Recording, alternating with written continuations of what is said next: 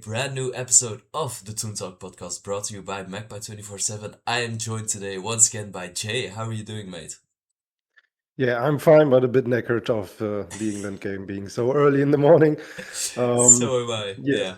so I'm awake about an hour, but Yeah, I mean, there's not much directly hopped difference on the here. podcast. Absolutely. And we will get into that game and many other World Cup games in a little bit. But before we do so, there is some Newcastle United news we still have to talk about.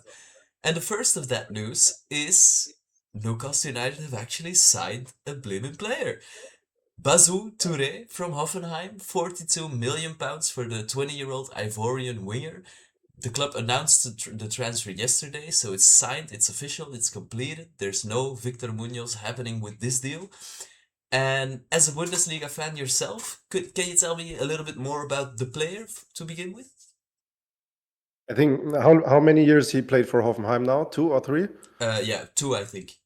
2, yeah. Yeah. So I saw him a few times in the Bundesliga, and I think he's a really, really good winger. Mm. And I think he really fits into Eddie Howe's playing style, and I think it gives us a hint of does Eddie change his playing style or not in the upcoming season? I don't think so. Mm. I think this transfer could be a hint that we see the same thing we saw last season and the seasons before. So he will stay with his 4-3-3, and I think he's a really, really good addition to the squad in this case because he's really fast, he's really strong, he has a good stamina. I think he's a really, really well replacement for Anthony Gordon Yeah. in this case. Yeah, I would tend to agree. I think looking at his underlying numbers, to me, it's pretty clear what Newcastle United have done. They really clearly liked Victor Munoz. He went to Liverpool. Well, what were the traits that Victor Munoz is outstanding in? That's the fact that he's incredibly fast, incredibly hardworking, has a bit of creativity, but also likes to take up the shot himself. Well, all of those traits basically apply to Bazoumana Touré as well. He is lightning quick, he is really exciting, really fun to watch, genuinely a really fun signing to look forward to. And he offers a bit more creativity instead of having that shooting instinct, which to me is a positive because I do think most of our wingers already have the instinct to look for the shot themselves instead of trying to pass it to one of the other attackers. So I think that's a bit of a differentiation which we desperately needed. And we've sold Anthony Gordon for 80. Okay, I've heard reports from Germany that Hoffenheim can't believe they got 40 million for Bazoumana Touré. Well, I understand that within Bundesliga clubs, if it's not Dortmund or Bayern, this is a lot of money. This is a record sale for Hoffenheim.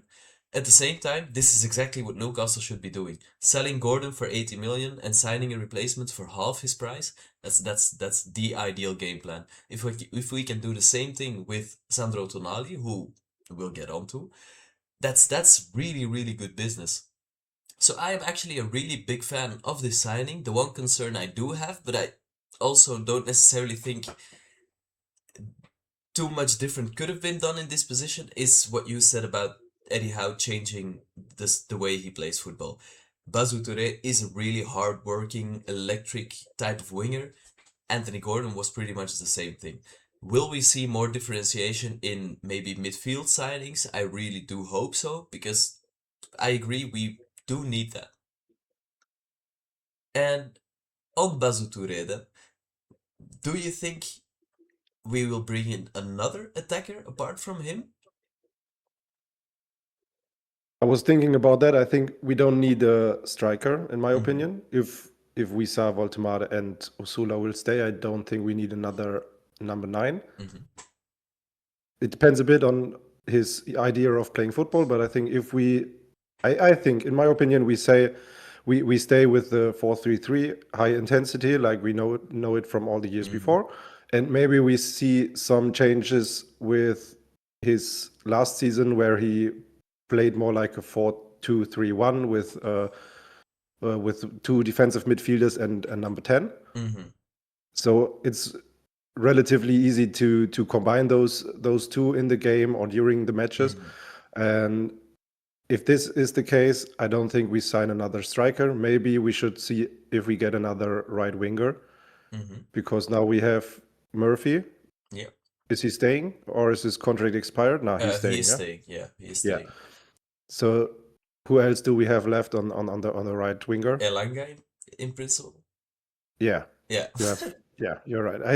I told you it's early in the morning for us. No worries. Yeah, I just forgot about him. He had a really good World Cup campaign, I would say.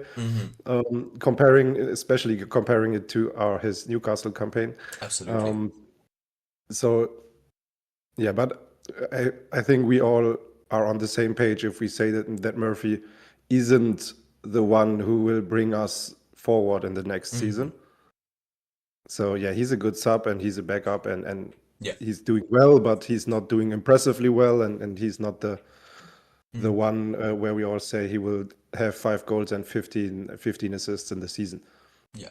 Despite his ability to really do well crosses, but Yeah, I think we could add there another young player like from the type like of Toure, so someone who isn't developed to his fullest and who has some potential to really be putting in there. Yeah. Yeah, I do tend to agree. I think, especially about the midfield situation and Eddie Howe having the ability to move between a flat 3 midfield or a number 10 with 2 holding midfielders behind him, one of which could be a box crashing midfielder or a bit more of a deep line playmaker, for example. I do think all of those things are really interesting. And that's why I am actually really excited about the next player I wanted to talk about. Another player we have been massively linked with over the last few days, and another player potentially coming out of the Bundesliga. It's Switzerland's breakout star from this World Cup, Johan Manzambi. Now, he plays for Freiburg. He's 20 years old as well. Came through as a deep line playmaker, defensive midfielder sort of player, but now genuinely plays all across the front line or in the number 10 role, can also play the number 8, so a really versatile, pun unintended, Swiss Army knife. I would love to see him coming in. The one worry is that he's exploded on the scene now. At the start of this World Cup, the price we were quoted was 48 million. I've already seen that rise to 60. Which means it's getting a bit over half of Sandro Tonali's budget, shall we say, but it's also a completely different position. It's, I think, a position I would have liked us to recruit in regardless of any sales, because I do think a player like Manzambi could take us to another level, especially from a differentiation point of view, from trying different things for different opponents. But again, we've been burned by this over the last 3 windows. Unless he's holding up a Newcastle shirt, I probably won't believe that he's signing for the club, will you? We got burned, like you said, Yeah. too many times. I just saw the price tag rising to 60 million euros. So for all the English people, yeah, we're talking about euros because it's in our news. It's easier to not do the math Yeah. into pounds, but yeah, it's obvious why his price tag rises or has risen in the past few days or weeks. But I think that the point that we are currently thinking about him, linking him to the squad and being in advanced talks with him or his agents, giving us another hint of what Eddie wants to play next season. And like you said, he's a holding 6 for Freiburg. He was all the season and he did a really, really well season with Freiburg. But in the national team, he plays more like an 8, a 10, even as a striker sometimes, like a number 9 or like a false 9 behind the striker. So he is very, very versatile, and this could be really interesting for us playing this 4-3-3 shape with a flat 3 midfield, switching up to a midfield with 2 holding and 1 number 10. So I think we will see that coming through in the next season, and he will be a really, really great addition to the squad. If he Yeah. is worth 60 million, we have to see. Mm. But it's the same like Touré for 42 million. Like you said, Hoffenheim were crazy happy with the money, Mm. and it was a bit unbelievable for them that they got this money. Yeah, it's Premier League prices. It's Yeah. another thing. In the Bundesliga, we don't have these clubs run by Mm. rich person, I would say, Yeah, and yeah, you're right. throwing Yeah. throwing money around them. Mm. Um, but you have to do it. It's a gamble. It's always a gamble. Yeah. Yeah, overpaying for young players is always a gamble. But Mm. these times where you find players in, I don't know, Poland for 2 million, 3 million pounds, and bringing them up into your squad and Mm. rising them to 80 million. These times are nearly over because teams, even in the second and the third and the fourth league, having things like video analysis and scouts and data Mm. sheets, and you have to. It's like we saw with Isak. Yeah, Isak was a gamble too. If we when we bought him for how much? 70 million, 60 Mm. million. Yeah.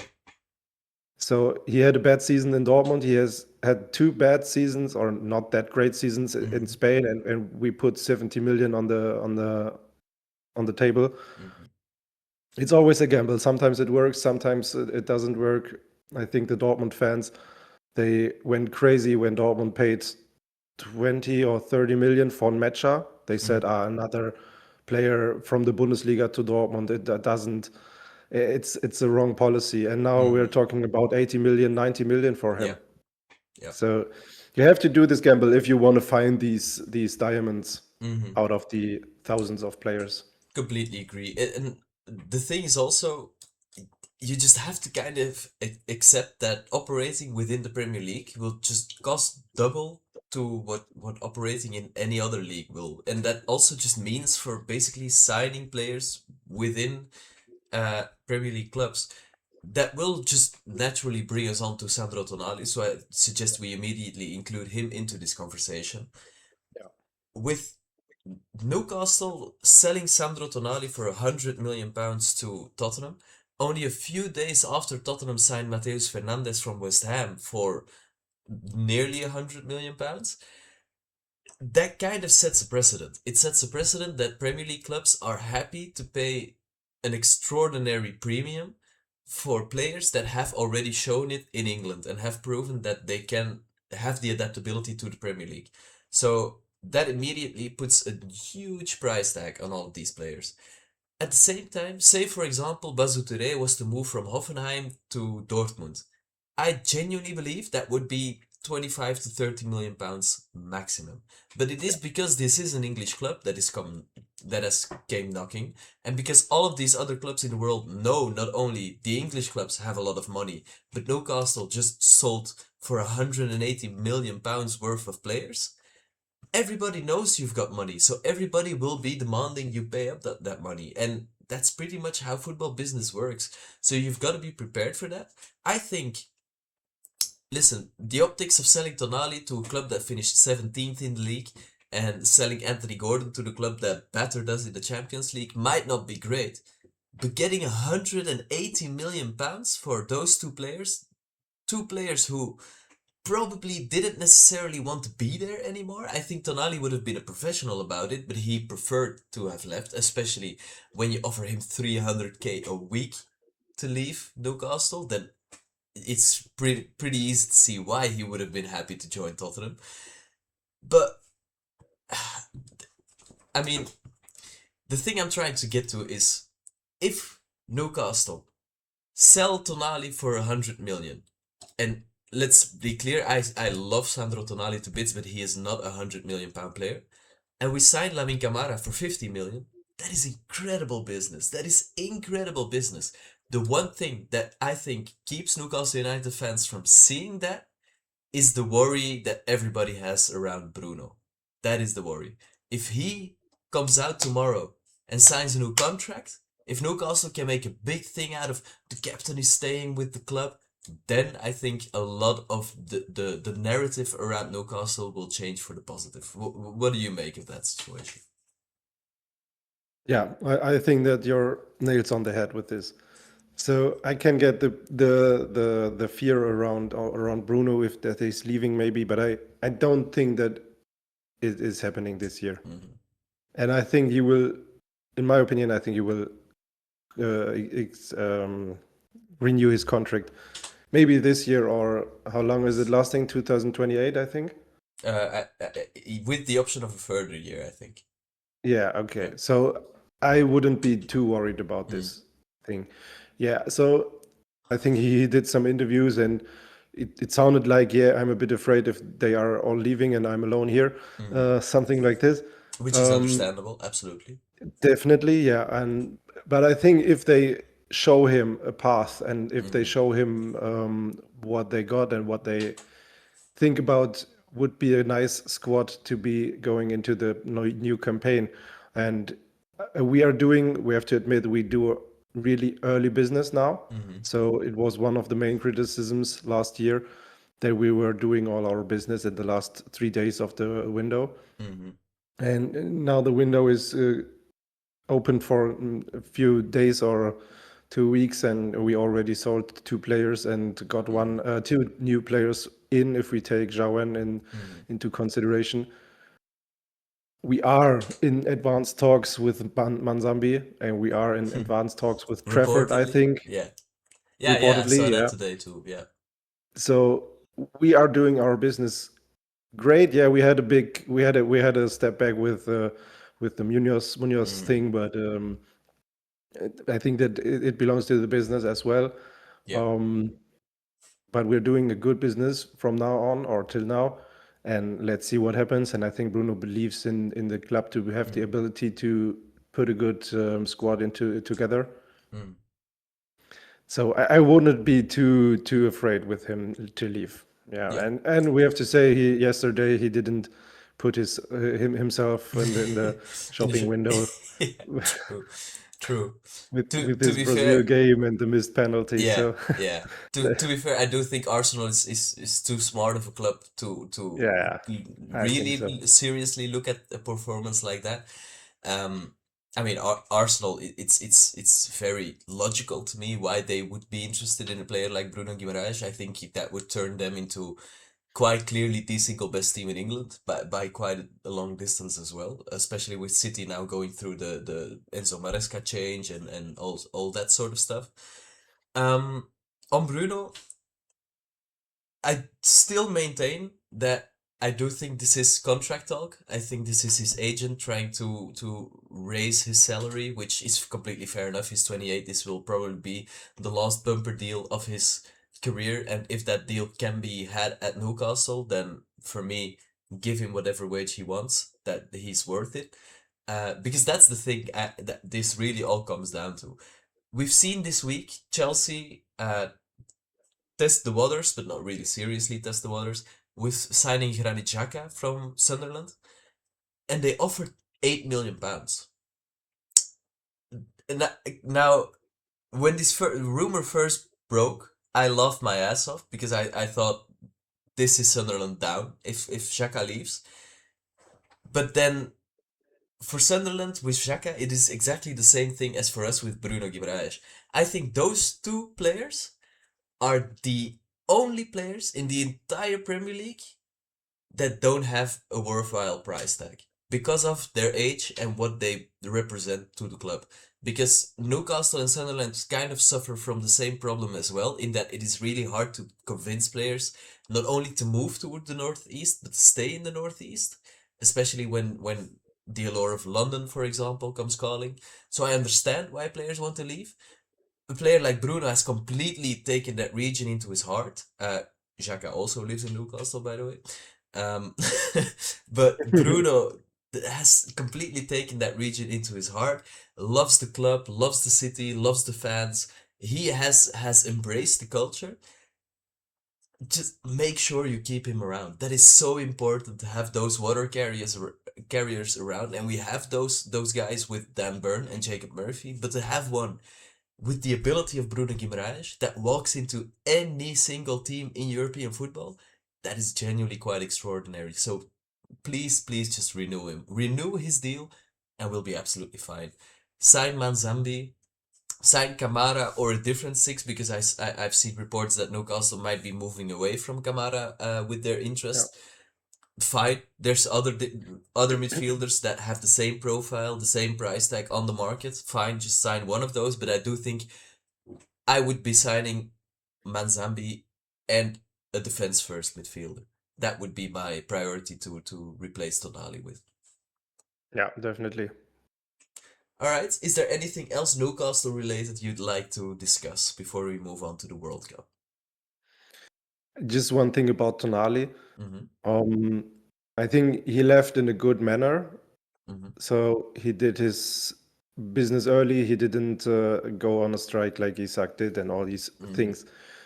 But I have to say, on one side, I'm really happy with him leaving. So I don't know. I think I'm a bit too traditional to think that players come to your club and will stay there forever. Of course, it's Mm-hmm. business and it's not this kind of stuff. We don't have these Totties and players like that Mm-hmm. anymore, really. But you have to do you have to think about it. You are the owner of a club like Tottenham, and you buy a player for about 100 million euros, pounds, whatever. Mm-hmm. And he isn't announced yet because he has to do his medical, and he's at the airport coming to your club, talking to journalists. Mm-hmm. And the first thing he says is something like, "Yeah, I wanted a new adventure, and unfortunately there was no offer from Italy, so now I'm here." Yeah. Mm-hmm. Something like this. It wasn't his words, but you know Yeah. what I Yeah. mean. Yeah. If I would be the owner and this would be my club, I would Mm-hmm. immediately take my phone out of my pocket, Mm-hmm. call him and tell him that he can fuck off. Yeah. Yeah. The I, deal off. I I so agree. Yeah. I don't know. It's not my understanding of football business. You, like I say, we don't have these loyal players, and Mm-hmm. that they are coming to a club and staying there forever. But even so, you get transferred to a new team and you are happy with them. So, or you're signing the contract, Mm-hmm. and even before you are officially there, you are already talking about your next thing that is in your heart. So it's returning to Italy one day or maybe I next mean, year. We don't know. So yeah. Yeah. you don't have to be committed for 10 plus years to this club, Mm-hmm. but maybe don't openly in the public talk about the next club even before arriving at the club Yeah. before. So I Especially if don't. you're getting 300K a week out of these Yeah, dudes. if they are Yeah. if they're making you their top transfer target or their top The transfer highest of all earner time ever in the with the club's highest history. wage and the by far I saw the list Mm-hmm. by far the top earner nearly Yeah. double the money of the second Yeah. the second spot earner. Yeah. That's crazy. I don't think that you should do that even in this modern business. And Mm-hmm. yeah, it's like a job and it's nothing to do with love, but and so on to the Exactly. club. But yeah, don't talk about your next Mm. club before arriving at the club before. I don't know. I agree. And I also think a lot of this seems to have to do with Roberto De Zerbi being the manager. When has he Yeah, of ever course. been manager somewhere for longer than maybe a season and a half? So that's a really volatile situation to hedge your bets on. I think it's very clear to see that Zerbi has gotten a lot of power at Spurs. A lot of these signings are very clearly De Zerbi signings. At the same time, I can't get past the idea that I think within 3 seasons we'll look back at this Tottenham window and we'll just end up laughing at them once again like we always do. Because the thing I hope is, so. this looks really incredible. It's the 7th or the 6th of July and Tottenham have already signed Dubravka, Robertson, Senesi, Van Eyck, Tonali and Mateus Fernandes. That's a really nice list of players. And then you realize their biggest weakness last season was probably the fact that they did not have a sitting passing midfielder, that every single midfielder of theirs wants to run when he's got the ball at his feet. Now let me tell you one thing. Both Sandro Tonali and Mateus Fernandes love to run with the ball at their feet, so you've not solved that problem at all. You've brought in an aging left back to cover for Destiny Adogi, fine. I really like Senesi and Van Eyck, to be fair, as signings. No complaints about that. But to fund all those signings, first of all, you're going to sell Luka Vuskovic, probably the most exciting centre back talent in Europe right now, to Brighton, one of your rivals, because let's have absolutely clear, Brighton are where Tottenham want to be, so they have to be one of your rivals. Yeah. And you're going to be selling Lucas Bergvall, the only one in your entire midfield who I am genuinely confident in has the ability to be a world-class midfielder one day. You're going to sell both, and that funds one Tonali. That Yeah. is strange, Oh, strange that's it. transfer decisions, in my opinion. And there's still players that could go. There's talks about Pap Matarsar leaving. Cristiano Mero could still leave the club. I wouldn't be surprised if Jet Spence left the club. That is not, to me, a sustainable way of operating a football club. Those players are leaving because Tottenham have underpaid their players for the last 10 years, and now all of a sudden they've decided to break the bank, but breaking the bank by overspending so much on these players when you could have also just signed Lamine Camara for 50 million, for example. It's a It, very big risk to take. Very, very big risk to take. it just looks like a short-term investing, Mm-hmm. like doing a one-season wonder or something like this with the whole squad, and Mm-hmm. Yep. it doesn't seem like a really structural and ecological thing of building your squad from the scrap and Mm-hmm. starting something like a new era and building things up and developing players and Mm. it doesn't look like this. It just looks like we have to spend big on good or great players, having a great squad and doing a one season wonder, and let's see what happens next season or the season after that. Yeah.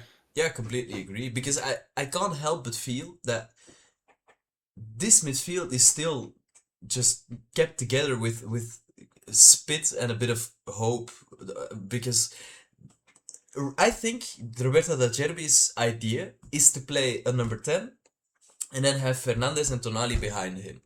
But first of all, one of those number 10s needs to be fit, because James Madison, I have no idea if he can be fit for an entire season. He's coming off of a horrible injury, and okay, he's gotten back towards the latter end of the season, but still, can you rely on him for 38 games, potentially 40 games with the cup competitions or more? And second of all, Dejan Kulusevski, is he even a professional footballer at this point anymore? I love Kulusevski as a player. I think he is fabulous to watch, but he's gone missing.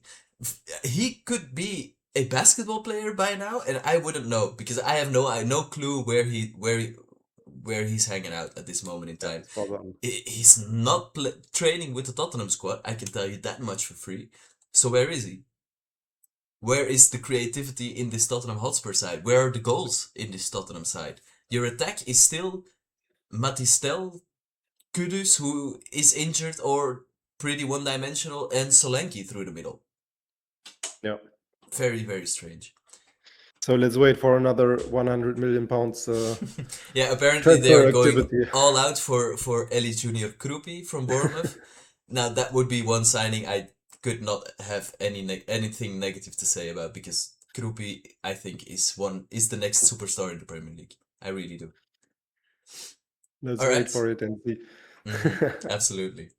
All right, with that Tottenham rant out of the way, I suggest we do finally move on to the World Cup, because there is some fantastic World Cup action to be talking about still. We are now halfway through the round of 16, if I'm not mistaken. 4 out of the 8 games have been played.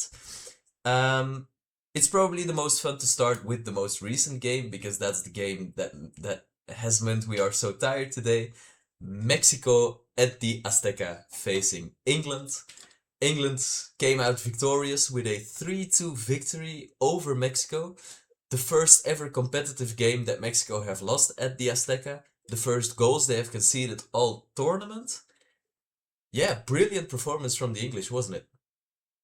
Yeah, especially with the red card from Mm-hmm. like 60 minutes, 30 minutes, yeah, even longer. Kwanzaa saw the red card in the 54th Mm-hmm. minute.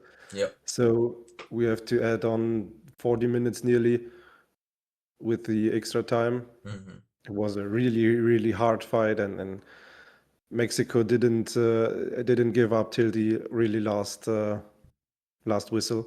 Hmm. So it was a really fun to watch game, Yeah, yeah, definitely. I So completely agree. like I before I said if you have to know if you're listening to this. Before I said, yeah, England games normally are pain to watch because it's obviously most of the games are boring, and we Hmm. see like a last minute goal or maybe two last minute goals in the from the 80th to the 90th minute. Hmm. Uh, and yeah, now we saw a really banger of a game. Absolutely. The It was great for the time this night that it wasn't that boring and kept Hmm. us awake. Yeah, yeah, completely agree. And I, I, I wanted to call for this before during the World Cup, but I think now is the perfect time. English media, it is time for you to apologize. First of all, to Thomas Tuchel. That is pretty important apology to me because when he announced his squad, the shit that he got thrown at his head is quite literally unbelievable. And there's still some stuff that even I don't agree with. For example, losing Tino Livramento and bringing Chaloba. I mean, we are now seeing that that is going to hurt us because we're missing Kwanzaa for the next game. We're missing maybe Spence for the next game. We're almost definitely going to be missing Reece James for the next game. So that leaves you with Konza at right back, probably. Which is fine if you start Big Dan Burn at centre back. And I genuinely do think he needs to start the next game, but we'll get on to that. Um, but the second, oh, the reason I want people to apologize to Tuchel is because we've seen all the game states right now. First game against Croatia, go balls to the wall to win this game. First 15 minutes of the second half was probably the most attackingly dominant display I've seen from any side this tournament.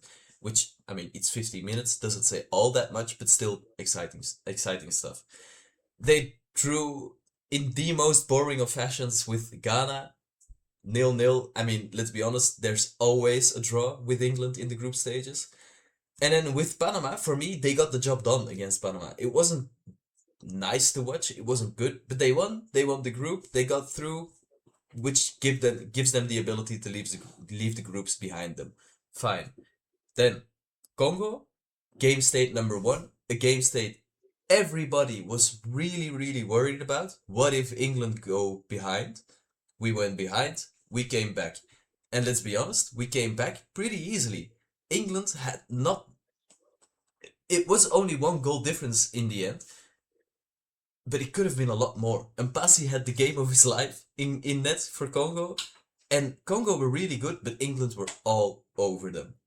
So that was really positive to see. And yesterday against Mexico was pretty much a game in which England, from let's say the 36th minute mark, had to defend the lead for the entire game and did not lose that lead once. That is that is a fucking phenomenal positive against this Mexico side in this Azteca Stadium. So I think Tuchel is doing an incredible job. And the second man that needs some apologies from the English media is Jude Bellingham. Because oh my god, is this guy incredible. Jude Bellingham, to me, can do no wrong. He is a phenomenal leadership figure.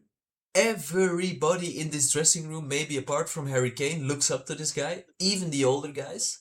He's a superstar, a world class player who is phenomenal to watch. But the way he suffers for the badge as well is something that I think only probably Harry Kane resembles in this squad.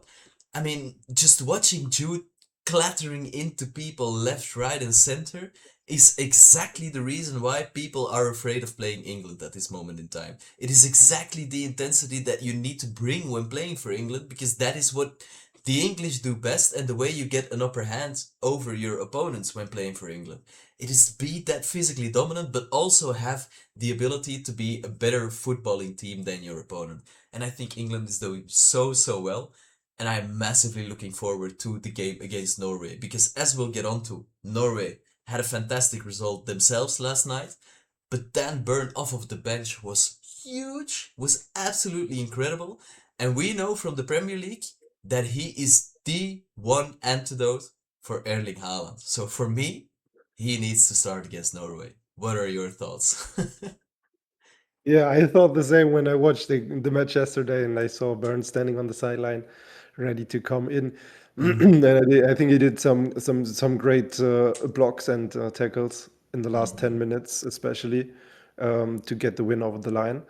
I'm a bit afraid if he starts from the beginning versus Norway because I genuinely I always have the fear that some of our players do Mm-hmm. something wrong Mm-hmm. in the World Cups and being blamed for it afterwards. So I have to fear that he doesn't really shine versus Haaland, and it's something like a, yeah, how do we call it in English? A So scapegoat. sorry. A scapegoat. I don't really get the word now. But so it's like a fairy tale now. He comes on and he did a great job, and Ah, we are yeah, yeah. proud of him because Mm-hmm. he's a Newcastle player and he's like an icon for Mm-hmm. Newcastle.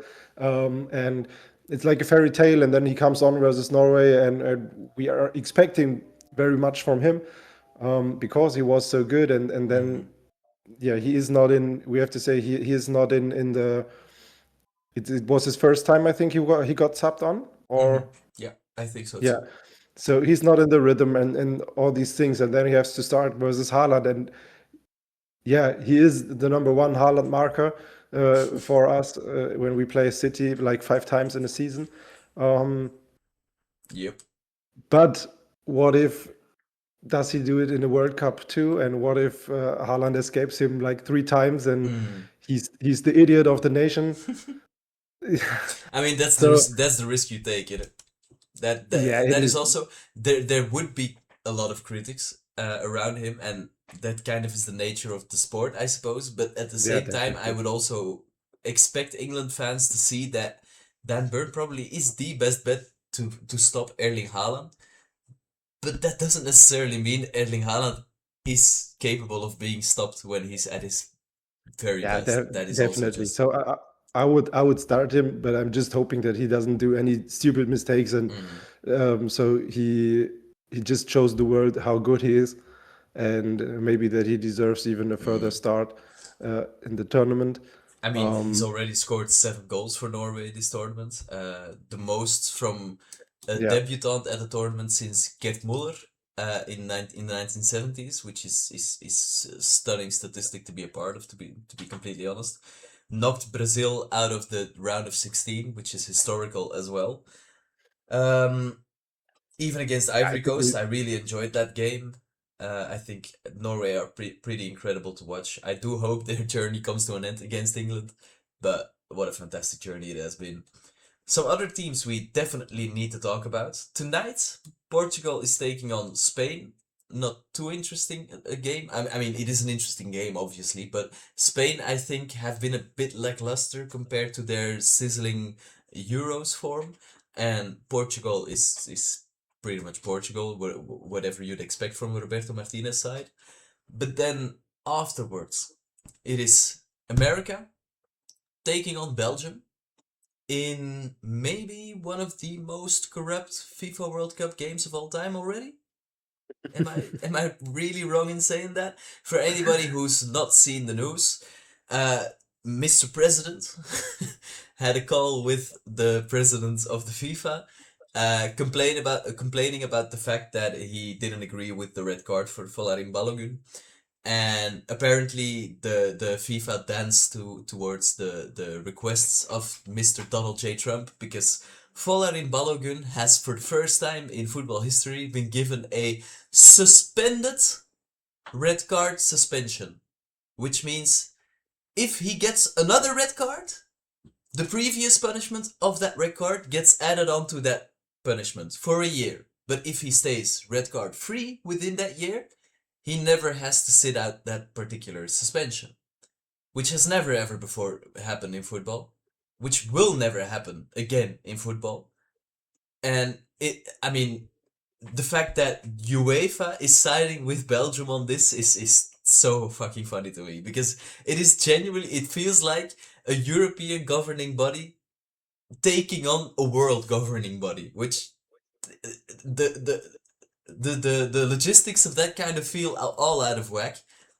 But I'm all for it. And Belgium have entered an official appeal against this decision. They have had press conferences in which Rudy Garcia has made some really strong quotes about this not being the 5th of July but the 1st of April. So it was a shit show all around. And that will only stand this game in good stead, I think, because you are going to see a feisty affair with a lot of crunching tackles on guys like Folarin Balogun. He was already given it the big one on social media as well. What do you make of this situation? I'm really curious to see this game. I'm so excited to watch. I think when Belgium goes through, no one will talk about it. So yeah, some people will talk about it and discuss it how it was corrupt and maybe what do we do with it and so on. But no one cares because they got knocked out with or without him. But if they go through and maybe Balogun does score a hat trick or don't know one or two goals as well, then we will have the talks really really big. Yeah. I think that will push this topic through the roof. Yeah, completely And we agree. will see other clubs maybe appealing for their red cards. That is Or exactly even for yellow the cards. problem I with don't this know. So situation. we see really really bad officiating. I think yesterday the with the England game this night the referee he was bad, but he didn't do any really bad decisions. So I think the red card and for Kwanzaa was correct. The penalties were correct within the rules, but he didn't got a grip at the match. And like we talked about in the group earlier, there's no respect for all these referees, the players Yeah. shouting at them, touching them, running at them, constantly crying and asking for bookings for the opponents and all these things we tried to sort out for years now with the captains only rules and so on. They got kicked with the feet, but he didn't do any bad decisions. But I think the Balogun red card, it was hard, but it was within the rules. It wasn't within the rules of the World Cup really, because I think, despite the red card for who got his leg broken, which game was it? So Iran, Canada. The yeah, Ismail Kone got his leg broken, right? versus who? So who got the red card? Was it Iran or I think it was against Qatar.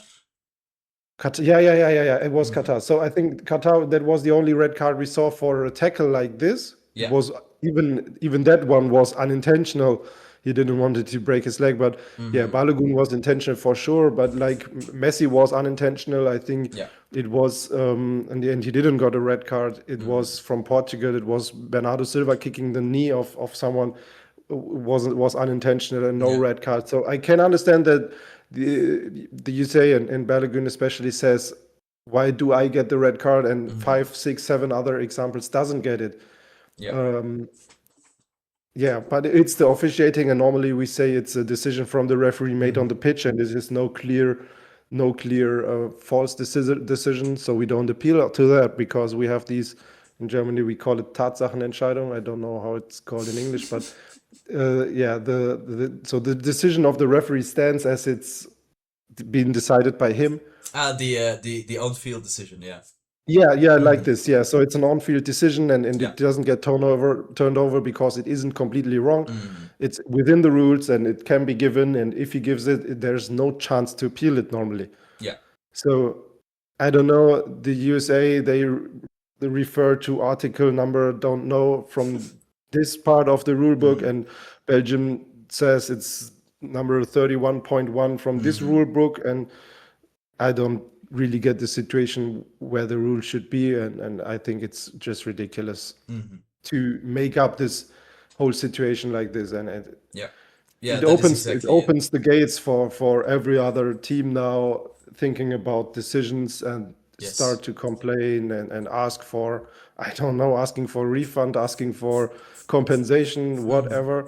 Yeah, exactly. Where do we draw the line after this? That is exactly my worry as well. Yeah. Because I mean, I live in Belgium, but I'm not even that fussed about the Belgium national team. But I've never wanted them to win a game more than I want them to win this one, because of the blatant cheating that is just happening right in front of our eyes. Definitely, I'm Um, cheering with you. as will the entire world, and that's also something very strange for Belgium because that's never happened before. Some different games we still can talk about. Paraguay France. That's a game I wanted to discuss as well because that was an absolute massacre, disgrace, battlefield, whatever description you'd like to use. I just want to say I would do two unbelievably drastic things after that game. First of all, the Uzbekistan referee is never officiating an official FIFA match ever again, in my opinion. No international game, no Champions League game, not a single game of any sort of significance. He's not ever officiating one of those ever again because he cannot be trusted with protecting players, which is the single most important thing of a referee's job. Second of all, I would suspend Paraguay from the next World Cup. Because to me, this is blatant cheating. This is cheating in a sense of trying to get an opponent sent off for a reason that shouldn't allow him to be sent off is one thing. But to actively try and injure your opponents is not just unsportsmanlike, it is blatant cheating and it is criminal. I genuinely believe Paraguay should be suspended from the next World Cup for this. They should not be allowed to compete. This is god awful. What this game represents for football is absolutely horrific. The fact that France received 3 yellow cards after this, and Paraguay only received the yellow after the final whistle was blown, is an absolute joke. Is an absolute joke. How can you take this tournament seriously when games like that happen? And the one thing I hate most about this game is that I've actually gained respect for the French, which is not a position I wanted to be in. I did not want any respect for the French, but now I do. I respect them so much for not falling into that Paraguayan trap and not playing their games, blatantly laughing at them at their faces. That is exactly how you should respond to that situation. But Paraguay, shame on you. Absolute shame on you. The fact that I said it in the group as well, you took the opportunity from the world to give us France Germany in a World Cup round of 16. That's such a fun game. And instead we had to watch 90 minutes of that bullshit. And it was absolute and utter bullshit. It was unenjoyable, it was frustrating. I never want to see Paraguay at a World Cup ever again. I'm sorry if you're Paraguayan and you're listening to this. I'm sorry, Miguel Almiron. I love you as a player. But fuck me, your teammates were a disgrace 2 days ago. Absolute and utter disgrace. It was an absolute nightmare. Mm. It was. I think you said it wasn't enjoyable to watch. I think it was like an accident. So you didn't want to watch it, but you had to. Yeah, Because you exactly. were so. You said there literally with open mouth, 90 minutes, and constantly thinking about yourself if you are any wrong with football, because there should be a referee, and he's literally telling us that this should be football. And I started to question everything I know about football. Yeah, me too. Absolutely. so It's so unbelievable. it was like an accident. So um, I think Paraguay versus Germany, it wasn't not that nice game, and Germany lost it, and Germany lost it.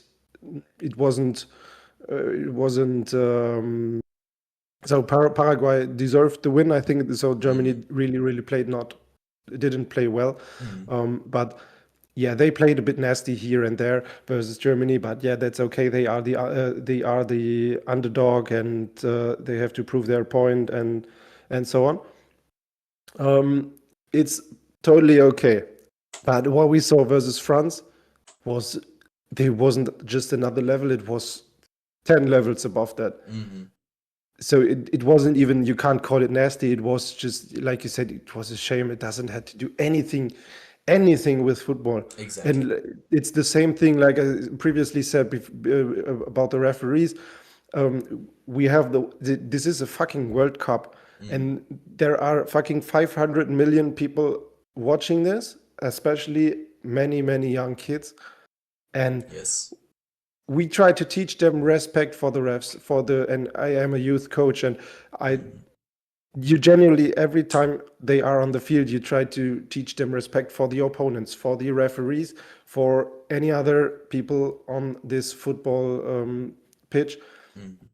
And then you are wondering why young people with like an age of 10 or 12 are beating their opponents or shouting at the ref and doing things when they see it on the biggest stage in the fucking world. Yeah, That's exactly. it's a disgrace, really. And we saw 3 straight red cards. And even if you say, yeah, this punch or the kick versus the knee of Mbappe wasn't that hard, yeah, but even the try to Yeah, is a red card from absolutely. straight from the rule book, and it's embarrassing, really. It was Yeah, it the is. worst example of football I ever saw. If you want to we have all the Americans doesn't understand a word of football, and because they have so many other sports they cheer for. If you want someone to really hate football, just show them this video. Yeah, yeah, absolutely. If someone never watched football and you show them this game, they will question you. How did you? They will think it is the worst sport in every time. Yeah, I agree. But I It's agree with horrific. you. I'm really proud of the French, and that exactly this is what I'm trying to do myself as a coach, to bring to my players.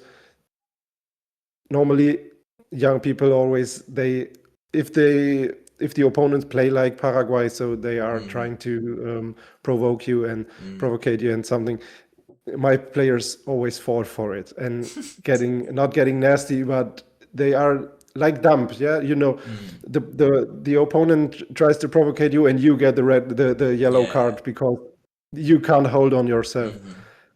And this is the only good example from this game, and it is a prime example of France reacting to, like you said, just laughing. I always tell my players, just laugh it off.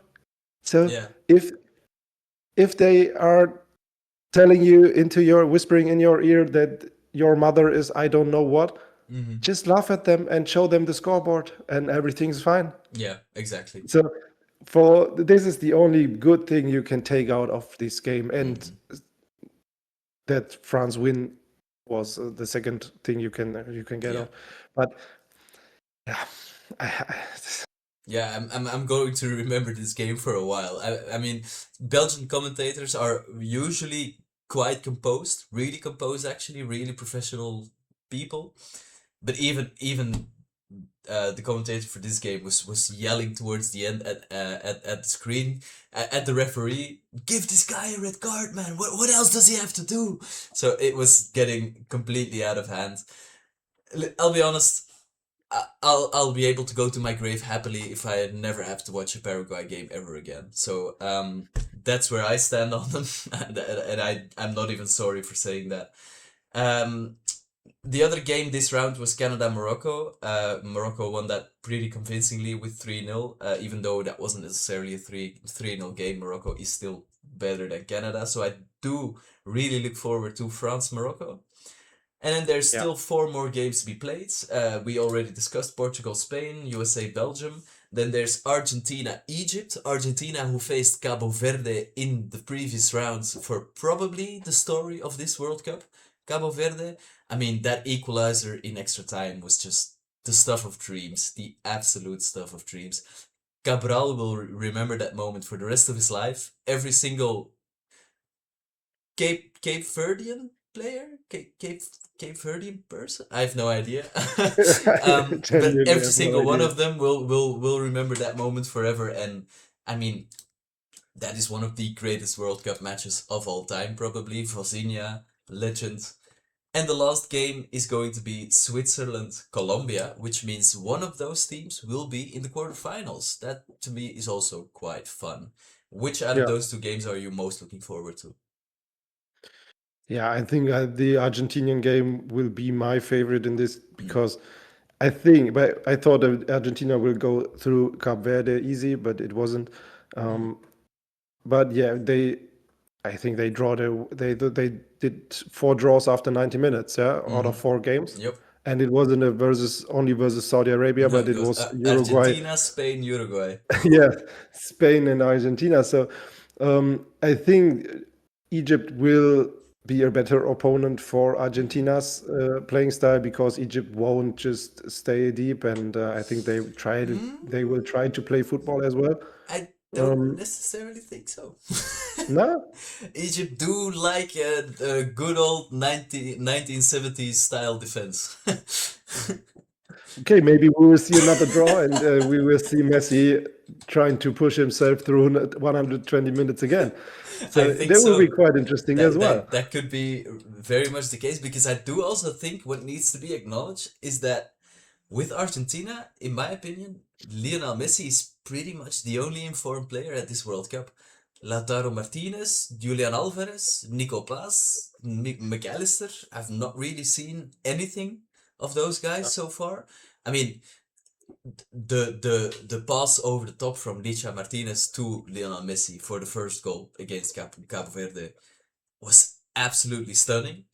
But even Licha is linked with a move to AC Milan because Amorim wants to take him there. So there are some massive question marks around this Argentina squad. And is a 38-year-old Messi capable of playing 120 minutes at his peak every single time, 3 days after another? It will be hard for him. But I think so the, too. the point, the point for me why it's so interesting to watch this game is because we have currently 3 players sitting at 7 goals Yeah. in the competition of the Golden Boot. We have Erling Haaland, Kylian Mbappe, and Lionel Messi. And Yep. thankfully, Haaland with Norway did go through yesterday, so we have all 3 of them still in the competition. And let's So not forget the only person behind them is Kane on 6, and he's also still yeah, there. and he's still there. So I think this is one of the best Golden Boot competitions we ever saw in the World Cup. Agreed. I can't remember a World Cup where we had 3 players like with like a number of 7+. Yeah, and also 7 Um, goals after 5 games as well. That's incredible. yeah, and I think we saw Golden Boots where a player won with 7 after the whole tournament. Yeah. So yeah, we have it's still impressive being in the not even in the quarterfinal and having like 3 players with 7, one with 6 goals, and I think Dembele after behind that with 5 goals maybe I think 4 or 5. the next guys are on 4 all. Vinicius, Yeah, okay. Bellingham, Dembele, Quinones, Oyarzabal, and Ismail Yeah, Assar, even all on 4. Bellingham still in, Yep. and maybe another 2 goal game for him and versus Norway, and he will be there. So it's a tough competition. So I'm looking forward to see Messi as the next one of them. Agreed. Seeing how many goals he can contribute versus Egypt to strengthen his number 1 seed in the Golden Boot competition. But Switzerland Colombia will be a really interesting game. I think for me it's a 50-50 game who can go through. We have both good sides. We will have a look at Manzambi if he can contribute another top level game to the Switzerland squad. Not too great because the price tag is already pretty high. Yeah, just do a solid game, mate. Yeah, and, indeed. Yeah. Just don't get injured. have your team go Let's through. let's keep it at that. The one also interesting thing I just saw, I was looking at the assist charts. So Olise is topping those with 5. Then there are 2 players who have 4 assists. Can you guess which 2 those are? 4 assists. Are they still in the competition? One of them is. The other one we have already discussed in this video before we started discussing the World Cup. Messi doesn't have 4 assists, I'm sure. Correct. Is it a Moroccan player? It is a Moroccan player, one of them. It's not the one we've discussed before. I don't know who it is, but it is. I have to look at No worries. their team. It's a fun little quiz to end the episode on because we are hitting the hour mark. Could be Brahim Diaz or Hakimi. It is Brahim Diaz, very good. Yeah, with But 4 then assists. the other one is a player who got knocked out last night on 4 assists. We discussed him in this episode already quite extensively, especially his potential future, maybe a potential contract extension. So yeah, it's Bruno. It is yeah, Bruno, of course. absolutely. It is Bruno. Dumb me, yeah. So that I thought was really fun. But then what I found most interesting was all the players on 3 assists. I'm not going to ask you to guess them because I would never have Thank guessed any of them. Andreas Sheldrup is one of them. Bukayo Saka. Alexander Isak. Martin Ødegaard. Roberto Alvarado. And probably the name I was most surprised by, Florian Wirtz. Oh. Yeah, he contributed to nearly every German goal. Yeah, because we won 7-1. Oh yeah, the 7-1. Yeah, of course. Yeah, that boosts that up does his explain it. stats Yeah. there. So But we had, I still think, from the impressive. 7-1, we had 6 or 7 different goal scorers. But yeah, it could be that he did Yeah, nearly 6 or 2 7 3. different goal scorers. But the one German guy Yeah. I had in my fantasy team, which was Leroy Sané, did not do shit in that 7-1, and he played 90 minutes. So yeah, fantastic stuff.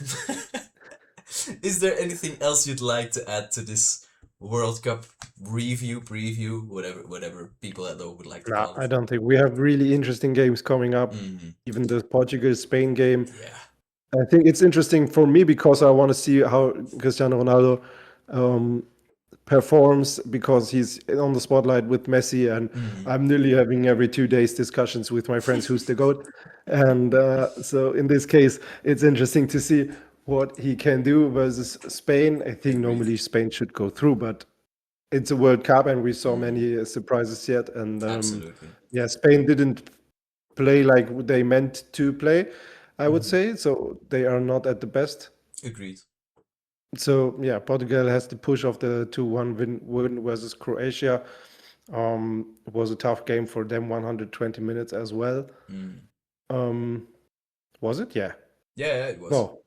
Portugal in the previous round. Oh no, it should have been 120 minutes, but the Croatia goal, the Croatia goal got chopped off. I was prepared for 120 minutes, and then Yeah.